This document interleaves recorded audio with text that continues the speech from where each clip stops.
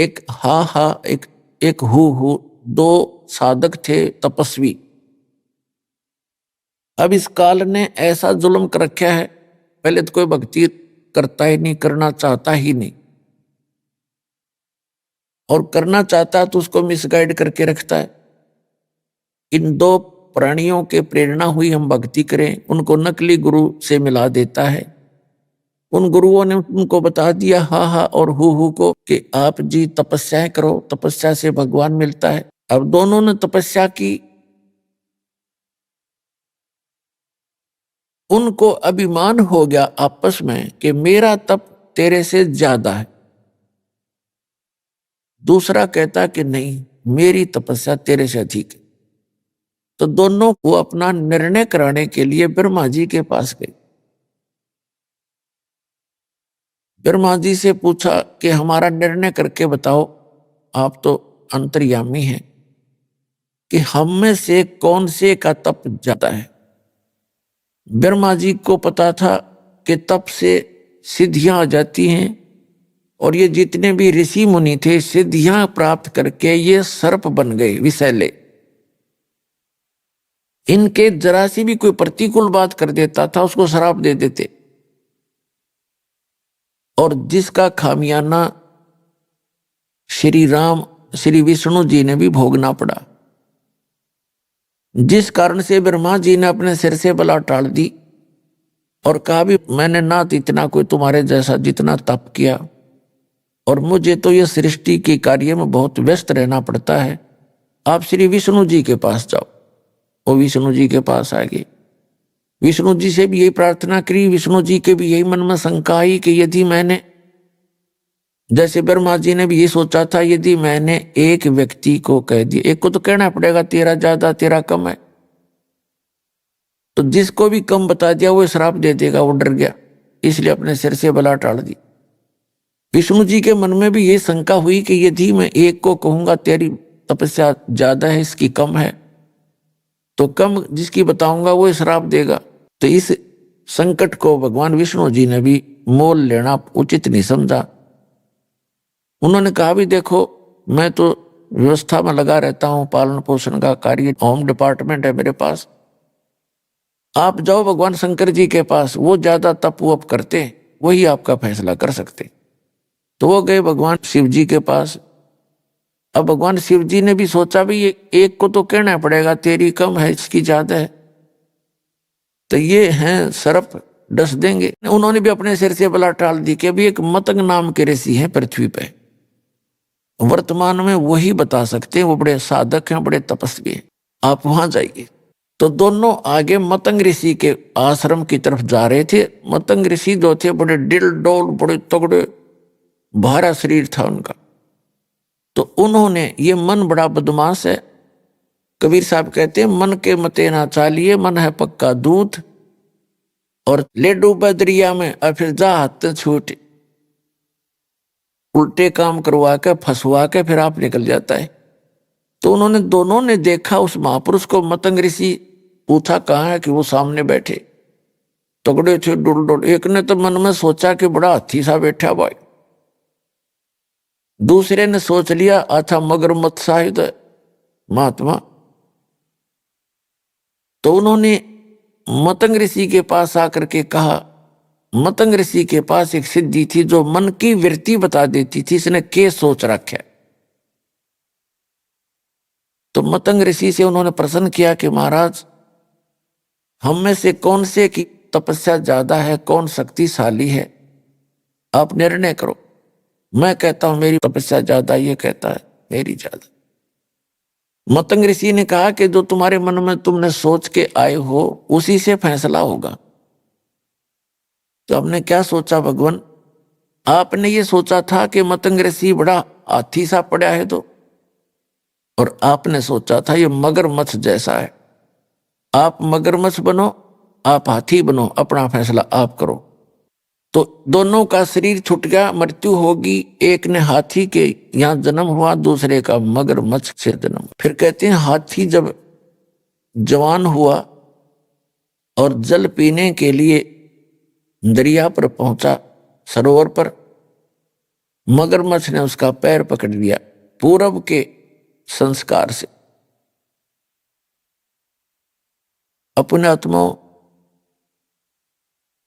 पहले मगरमच्छ ने हाथी को अंदर खींचना चाहा, हाथी मगरमच्छ को बाहर खींच लाया, फिर कभी वो अंदर खींच ले जाए, कभी वो बाहर खींच ले। सारा दिन ऐसे उनकी रिहर्सल चले और शाम को मगरमच्छ उसका पैर छोड़ दे कि कल आना, कल आऊंगा। अगले दिन फिर वो ऐसे ही चलते रहे। कहते हैं 10,000 वर्ष से भी अधिक समय तक वो आपस में ऐसे ही लड़ते रहे, ये रिहर्सल करते रहे। क्या हुआ कि जो हाथी के साथी थे वो उसके लिए दूर दूर से घास तोड़ कर लाएं, कीड़े तोड़ तोड़ के लाएं, उसको खिलाएं रात को, और सुबह फिर पहलवान की तरह हाथ मिलवा दें उनका। तो ऐसे आसपास का जो चारा था वो खत्म हो गया और मगरमच्छ के वहां उपलब्ध मछलियां काफी रहती थी, वो अपना वहां से छका रहता था। तो बलहीन हो गया हाथी और मगरमच्छ ने वो खींच लिया और इतना गहरे पानी में ले गया कि सूंड का थोड़ा सा हिस्सा शेष था जहां से हाथी श्वास लेता है। उसकी नाक बहुत लंबी होती है, 5-7-10 फुट की, तो सारा खींच लिया। सूंड ऊपर रखा हुआ था। जब उसने देखा कि अब सूंड में भी पानी प्रवेश होगा तो मर जाएगा, अपनी ताकत भूल के परमात्मा को याद किया। थोड़ा सा राम भी पूरा नहीं कहने पाया था, रा। उसी समय कहते हैं सुदर्शन चक्र आया और मगरमच्छ का लगा, मगरमच्छ ने उसका पैर छोड़ दिया, हाथी बाहर आ गया। अब वहां भगवान प्रकट हुए श्री विष्णु रूप में और आकर कहा कि गज यानी हाथी आप चलो स्वर्ग में। आपने मेरे को कसक के साथ याद किया, इसलिए स्वर्ग चल। तो जब मगरमच्छ ने कहा कि हे भगवान, देखो हम अपनी जिद के आधार से अभिमानवश हम एक दूसरे से लड़ रहे थे और जब इसने आपको याद किया मैं उतनी ही कसक से सुन भी रहा था, लेकिन मानवश मैं इसको छोड़ नहीं रहा था। तब भगवान ने कहा ठीक है भाई, तुम दोनों ही चलिए, आप दोनों को ही स्वर्ग भेज देते हैं। अपने आत्माओं कहने का भाव ये है, इस कथा का निष्कर्ष ये निकलता है कि पहले तो यहां डले ढोते हैं ये साधक, फिर इनके अंदर अभिमान घर कर जाता है। परमात्मा कहते हैं सत्संग की आधी घड़ी और तप के वर्ष 1000 तो भी बराबर है नहीं, कहें कबीर विचार। अब इससे क्या निष्कर्ष निकलता है कि पहले तो ये डले ढोते हैं, फिर इनमें अभिमान हो जाता है। इन सिद्धियों के कारण एक दूसरे से प्रभु पाक जाते हैं, किसी की हानि ज्यादा कर देते हैं तो लोग उससे डरने लग जाते हैं, उसको पूजने लग जाते हैं इन ऋषियों को, और किसी को वो थोड़ा मोटा लाभ दे देते हैं अपनी पुण्य से, और उनकी अपनी बैटरी डिस्चार्ज होती जाती है और वो थोड़ा बहुत राहत दूसरे को दे सकते हैं। दूसरा ये निष्कर्ष निकला कि तब से तो कोई बात बनी नहीं, लास्ट में उन्होंने परमात्मा को कसक के साथ याद किया तो उससे उनको जो लाभ मिला वो हजारों वर्षों के तप से भी नहीं मिला था। तो परमात्मा कहते हैं चाहे कितना ही तुम तप करो, कितनी अन्य क्रियाएं करो, यदि आपके पास भक्ति नहीं है, आपके पास नाम सही नहीं है, तो आप जी वो उस सतर का भी लाभ प्राप्त नहीं कर सकते जहां की आप इच्छा रखते हो। जैसे कोई श्री कृष्ण की पूजा करता है, कोई विष्णु जी की पूजा करता है विष्णु रूप में, कोई भगवान शंकर की करता है, तो कहते वहां के सतर का लाभ भी आपको उनके मंत्रों से ही होगा जो मूल मंत्र हैं। मूल नाम है उनके। यहां पर तीसरी जो बात क्लियर ये होगी आपको कि जैसे उसने रा कहा था, भगवान को याद करना चाहा था, तो इसको ररंकार धुन कहते हैं। ररंकार धुन, ररंकार जैसे ये राधा स्वामी वाले नाम देते हैं, ओंकार, ज्योत स्वरूपी ररंकार। जो ररंकार है न, पता नहीं ररंकार होता क्या है। जैसे इंसान मरते हुए भगवान को याद करता है विशेष कसक के साथ, वो ररंकार धुन है, ररंकार लौ है उसकी, वो ररंकार लगन है। जैसे हाथी ने मरते हुए रा कहा था, ऐसे जो कसक के साथ मालिक याद किया जाता है, यानी उसकी कीमत अलग से होती है।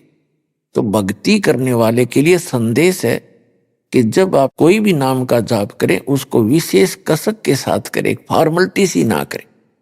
तो उस कसक के साथ लिए हुए नाम का जो लाभ है वो अत्यधिक है, उसका कंप्लीट लाभ है। तो यहां कहने का भाव ये था कि पहले तो ये डले ढोते हैं, फिर आंडी पाक जा, अभिमान हो जाता है भक्ति करके, और फिर यहीं के यही रह जाते हैं। तो यहां जो चौथा कंसेप्ट ये क्लियर हुआ कि जैसे कोई परमात्मा की कथा सुना रहा है कसक के साथ, और सुनने वाला भी सुन रहा है उसी भाव से, तो दोनों को वो ज्ञान लाभ प्राप्त होगा।